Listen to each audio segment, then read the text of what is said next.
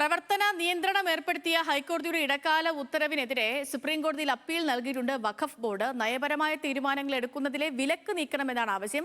വസ്തുതകൾ പരിഗണിക്കാതെയാണ് ഹൈക്കോടതിയുടെ ഉത്തരവ്. മുസ്ലിം ഇതരരെ നിയമിച്ചില്ല എന്നത് പ്രവർത്തനം നിയന്ത്രിക്കാനുള്ള കാരണമല്ലെന്നും വഖഫ് ബോർഡ് അറിയിച്ചിട്ടുണ്ട്.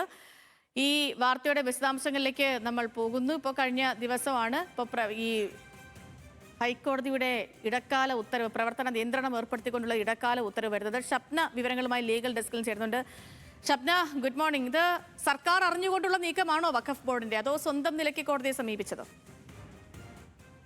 Sethu, good morning. ഏതായാലും സംസ്ഥാന വഖഫ് ബോർഡാണ് ഇത്തരത്തിൽ ഒരു അപ്പീലുമായി സുപ്രീം കോടതിയെ സമീപിച്ചിട്ടുള്ളത്.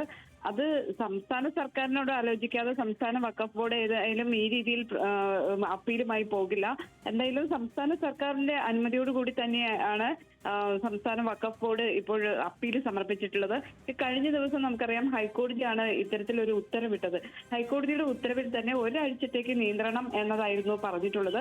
ഹൈക്കോടതിയിൽ ഈ കേസ് പെൻഡിങ്ങിലാണ്. അതായത് അമുസ്ലിങ്ങളെ നിയമിച്ചിട്ടില്ല വഖഫ് ബോർഡിൽ. അതോടൊപ്പം തന്നെ കേരളത്തിൽ ഷിയ കമ്മ്യൂണിറ്റി, അതായത് മുസ്ലിങ്ങളിലെ ഷിയ കമ്മ്യൂണിറ്റി ഇല്ല.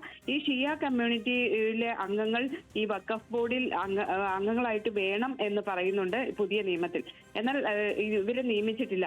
അതുകൊണ്ട് തന്നെ ഷിയ കമ്മ്യൂണിറ്റിയിലെ പ്രതിനിധിയെ നിയമിക്കണം എന്നൊരു ഹർജിയും ഹൈക്കോടതിയുടെ മുമ്പാകെ ഉണ്ട്. ഈ രണ്ട് വിഷയങ്ങളിലാണ് ഹൈക്കോടതി ഇപ്പോൾ ഈ വഖഫ് ബോർഡിന്റെ നിയന്ത്രണം തടഞ്ഞിട്ടുള്ളത്.